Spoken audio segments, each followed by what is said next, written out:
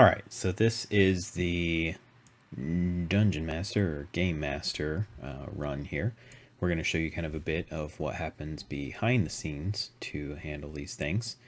The first major change here is that you are the one selecting, what assets are loaded. I normally load them as AP, adventure paths, and you'll see some of them here. You can go into the modules and load whichever module you're planning on doing. They should update as updates are pushed to the modules. It should just update into your game. Some linking and things can get screwed up in those, but not a whole lot to worry about there. Now there's a lot of different ways to handle going through one of these modules. I am going to show you the way I've set up one of mine, and the typical method here that you'll see in a lot of them is through a table of contents and scenes. So you'll see a couple things marked as scenes here, but the table of contents is going to be like kind of a complete list of possibilities here. And you could just grab the table of contents and put it on your bar and just keep coming back here. Here's what the bad guys are doing. You shouldn't just tell the players everything that you read, as some of this is to key you in on what's going on locally. If we look at the scenes, they're listed out just like scene 1, scene 2, scene 3. And what you can see here from scene 1 is it kind of propositions this. At the bottom of story sheets, you can click through, so you could just tab over through them. We'll see this scene is set up with some dialogue and some descriptions. They have slightly different looks on these on these windows. If you click one of the description boxes, it'll show up as kind of a scene setting. Good to let the players read. There may be important tidbits kind of delved into there. When you do a speech bubble, it'll head who is speaking. You can change who you are speaking at almost any time. A lot of this is done through NPC selection. So if I pull up a creature, what you'll see is there's a little chat bubble here up at the top. When I click this, it becomes an available option for me to switch to. I see I'm highlighted as this air elemental now, and I can even move into the native tongue of the creature. This is a good way to set up a scene where you're like, oh, only the elf understood, or only the Ganassi understood, right? So if you have special languages that can kind of play out here, you can just switch back to whoever you want to speak as by clicking through. A lot of these scenarios here, you can speak as the NPCs or not. This is a setting piece, so you can show the players this so they can see kind of the room they're in. There might be an NPC attached to it, like that one. But if we're looking from here at the table of contents, you'll see that each of these locations listed has a bit of a description attached to it. There are possibly images, and those images can be pushed when they enter the locations. And you can show the players a bit about what it looks like while adding in those descriptive texts so they kind of know what they're looking at, where they're going, and have descriptions about them. Now, there are multiple images. Let's filter. Right, so Newton is this AP. There are several images, some of which you might want to leave up as a backdrop. So here, as this is Newton, then we'd leave the town up pretty persistently so the players can look at where they're traveling around town. These pins are red because they are for GM viewing only. Now, they might have pictures or images to push, and that's fine. You can push the images without clearing the pins. If you made the pins available to players, they'd be green. If we look around town, you'll see that the map kind of continues outside, and there's some more lands and locations that we can list here. Now, they pair off with how the story is written. So if you might want to familiarize yourself with the table of contents, it's a lot easier as you can look at kind of what's around. But you should familiarize yourself with the areas as the players may ask to go to different destinations. And as you familiarize yourself with that, then your player's choices will be easier for you to cope with. So just familiarize yourself with the map. And then as they go through the story, you'll kind of know physically where those things are happening. Okay, now sheets that you want to sit on is with combat and the party sheet. Now, these are two different elements. Combat tracker is just for when you're in encounters. However, the party sheet is convenient a lot of times. You'll see the players. You add them, like let's clear the current lists. but you can add players to these lists just by dragging them, and you want to make sure that all party members who are present are going to be added to the lists. So when we add Draco over to the party sheet, it doesn't show up in the combat tracker. We just drag him in the combat tracker and add it in the combat tracker. You can keep track this way. Now, people who are playing that evening, like if you're doing kind of a West Marches or something, you can add them to the party sheet and then just leave them off the combat tracker for scenarios they're not here. Let's get Cursive loaded up into here. You'll see different information is listed. There's more detailed information on the party sheet, and down here there are some group rolling functions. So the group rolling functions allows you as the game master to roll for the players in some circumstances. You can set DCs for whatever they're rolling. You can show or not show the results of those rolls. It's up to how you go ahead and type 115 mislip. So 15 is a much better DC. And if you don't have to set the DC, so the players don't necessarily know whether or not, if you hide the roll entirely, it'll just show up as for you and you alone. When you see those results, you can declare to the people whether or not there were success or failures. If you roll fully openly, it shows that. If you don't show the DCs, it will just roll the perception without like telling them whether or not they succeeded. You can do that for attacks, saves, ability checks. It's right there. The dice tower allows the players to perform rolls that can't be seen. So if a player like with Cursive, takes a save or an attack or an ability and drops it on the tower, it will roll it for you, the GM. It won't show it to everybody else. This includes the player who rolled it. So this is a great way for somebody who's stealthing or somebody who's looking for something in particular, have them throw it into the dice tower, and then they don't even know how well their success was. That kind of helps in the, they don't break some meta boundaries. So inventory, you'll see it's separated. This is the player's inventory in their backpacks, literally, and in their coin purses. And then this has not been distributed yet. And what I'll do is I'll grab a parcel, which is just a name for a bunch of items. So this is one grouping of items. And what we can do in the not distributed area is we can assign people to receive the item. If you just start typing the name, it'll look at who is on the party sheet and it'll start filling in the name for you. When you do that, you can sell items. I'll show you that here in a minute. But when you designate assignees and you click the distribute, it will only give the things that are assigned out, including wealth if you had money on here. Now, let's say we need to get rid of these items, like the party's just gonna, well, you can also drag and drop items onto the chat window. If you do that, players will be able to just drag the item from there into their inventory, which is fine. It could take a bit to sit there and drag items out onto the chat window. But we can sell them by clicking the sell button. It sells them at the rate that's in the center. So this is 50% selling right now. It won't divide items that can't be divided. And it'll only disperse money evenly. So you'll see a few coins got stacked up in the party fund area. It'll remain there until it can evenly split the funds. So if you don't want it split evenly between players, you've got to assign who gets what. Otherwise, it'll just divide those up evenly. And you can see the total party wealth there on the side. In the XP section, you can award both quest and encounter XP. And now if I unclick these awards, you'll see that it distributes experience evenly as well. So if we look at these quests and encounters, when you click the award button, it'll check mark whatever's been given and update all the characters evenly divided amongst who's here. So that's something to remember. If you don't want someone to be receiving experience, you got to take them off of the party sheet. Otherwise, it'll do that. You can level up your character right here by clicking this button. You'll go through the level up process.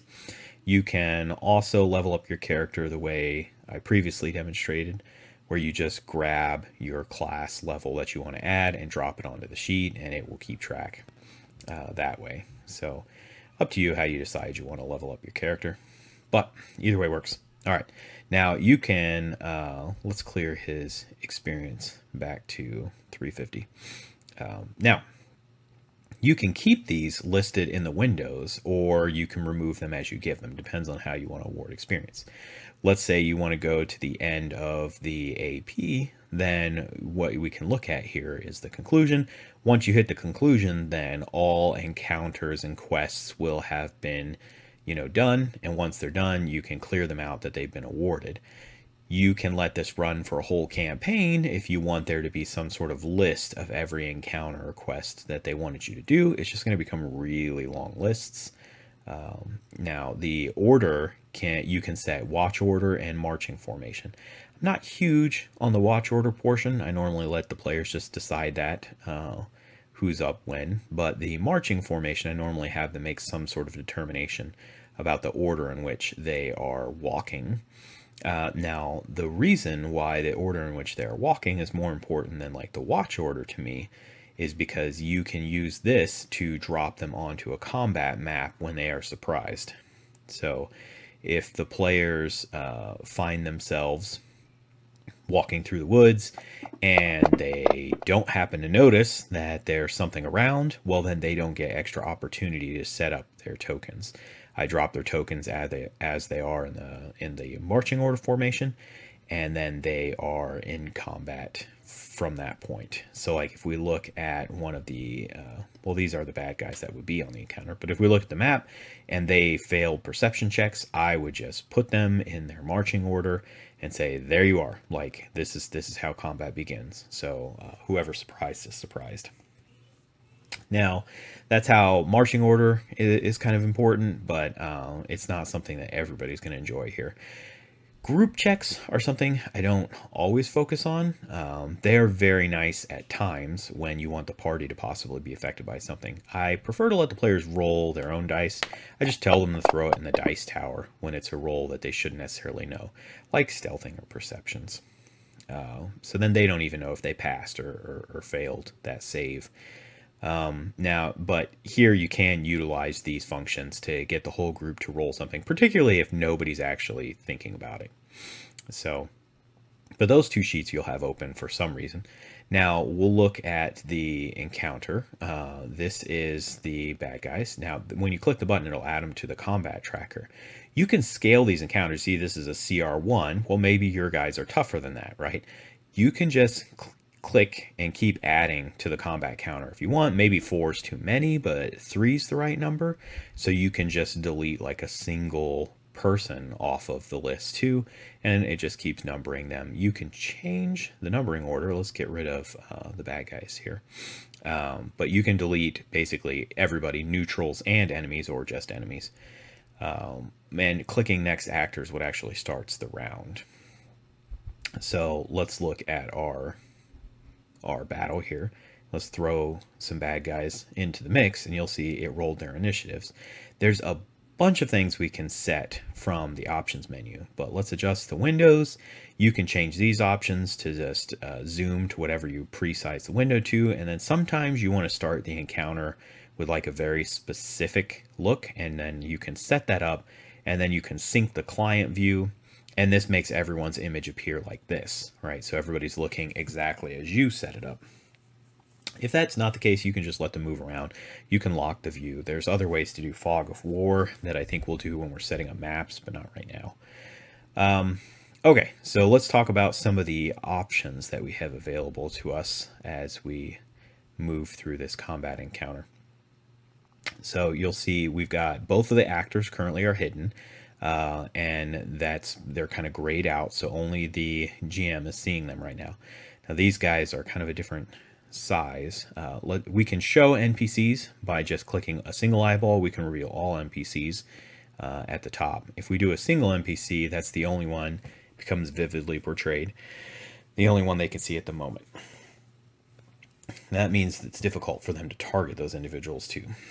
Now from here in the options tab, there's a bunch of different stuff we can set. Some of the preferences you've seen here with Whispering the DM, the Dice Tower, that can all happen here on the Game Master tab. However, this Combat tab, as well as the Token tab below it, this is where you set a lot of your personal preferences for how the game goes.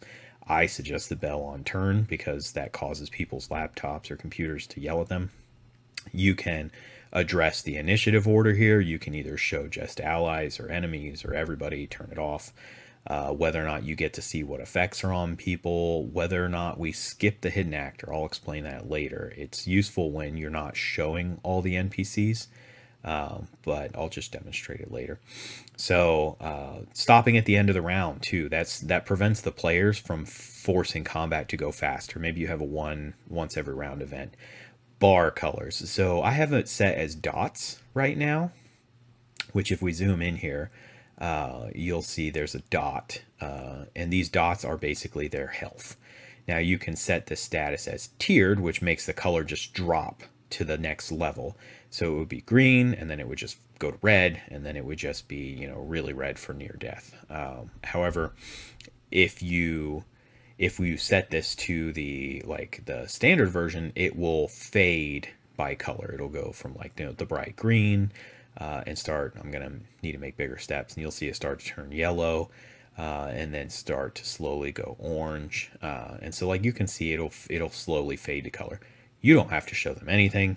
You can just turn off the ability for them to see it.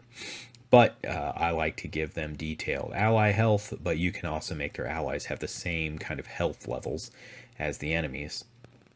If you do that, then, you know, they won't see the numbers. They'll just see, you know, heavy damage, near death, stuff like that. And we can change those from simple to detailed style statuses. So those are those statuses. Now the token size, see, I have it set to 100% of grid, and you'll see this guy fills up the whole grid, and you'll see these guys don't fill up the whole grid. Now this is something I screwed up earlier when I deleted it from the combat tracker. See, I preset some of these tokens, and now they're not going to work. But since we're here, let me go ahead and show you what happens when these tokens don't work, so you'll be less frustrated when it happens to you. We'll demonstrate some conditions and stuff here as the tokens themselves. You can turn off the ability for people to see conditions. So right now this condition is demonstrating that this guy's deafened, but you can turn off the player's ability to notice those conditions as well. Up to you. So I actually, yeah, I opened targeting instead of effects. So let me close that and delete it off the effects button here. Okay. So now the guy who can't, let's start a turn. All right. And you have to click the next combat. This will initiate the turn order. In this mode, the players can push their turns forward too, but you control the NPCs. So this guy's currently stealthed, and we'll just have him kind of move somewhere to remain in stealth. Now they'll see you, this arrow moving around, they'll see the arrow moving around unless you make that arrow invisible too, as the GM. So you may be identifying creatures if you're sitting here measuring that way. Now the guy that's out here, he's just gonna, of course, straight run and attack. And then I'll show you what happened with these tokens here. So the normal order is for him to move up to combat, and then he will target the player, and I'm going to do it this way so you can see what it looks like to have a false target. If I select this guy, you'll see that the token gets targeted, but there's no name or anything up here, all right? And that means when I grab this token, it'll look like there will be an arrow saying, hey, you're attacking that guy. But you'll note that there's none of the details that say I've selected him. If I throw the die, you can see it didn't roll against anybody, right? So something's going on here. Now, if we were just dropping dice, it just won't let you drop the dice on them. You'll instantly know that something is going wrong. And this happened because I had these tokens on the map, and then I deleted them from the combat tracker. So now we'll clear these old tokens off of the map, and we can just drop new tokens back on, and now you see they're highlighted the same way that the enemies are in red. So these are real tokens, and when I select them, the same arrow appears, but also, you know, he is targeted by the creature. And at this point, rolling like normal, you can either throw, well, bad day to be you. You can either throw dice immediately into the chat, you can drop it on side the head. Now, and the targeting functions at the top bar here, you can utilize them to clear targets, or select, you know, all enemies, all allies type thing. Okay, so now we're looking at the player's turn, and let's do some more of the configuration stuff. So I'm going to show you what happens to the hidden actor. So this guy is hidden, and if we go to the option of skipping the hidden actor, what will happen is he won't show up in the turn order. Now this is nice. See, it jumped right over him. This is nice, so it doesn't reveal hidden or invisible people. It just means you need to be ready for them to reveal themselves. Because if you're not ready, it'll just skip over all your bad guys. So you need to make sure you reveal them before they get skipped over. Otherwise, you have to jump back up in the initiative chain. Players tend not to like, going backwards in the combat round, but, they can deal with it. Okay, so we've shown you a lot of that. Now, you see Draco's injured. And we can go and perform rest functions, clear initiatives, re-roll initiatives, right? So if we do that, you can also have it roll initiatives at the beginning of every round. So let's clear the bad guys from the table. And then once we've cleared the bad guys, we can select a rest mode. I actually want to demonstrate all the effects of a long rest. So if you have abilities or spells that you have utilized for that day, it will clear them. Like if we go to a long rest, it will refresh. It not only healed all your hit points, it also refreshed your daily use abilities, including spell slots. All right. Now let's make Draco injured again. And let me show you how it handles the 5e HD function here. So, okay, Draco's hurt, and then we can say instead of the long rest, they got a short rest. And now Draco can throw those dice into the chat bar, and it will heal him as the die. Now, the reason this is useful is because it remembers that the short rest has a different heal mechanic on long rest. So now that he's utilized his dice and we go to a long rest, he only recovered the hit dice, the half the hit dice, as it demonstrates, right? So it remembers what is a short and a long rest. All right. That's about it for the beginning introduction, but the party sheet and combat sheet.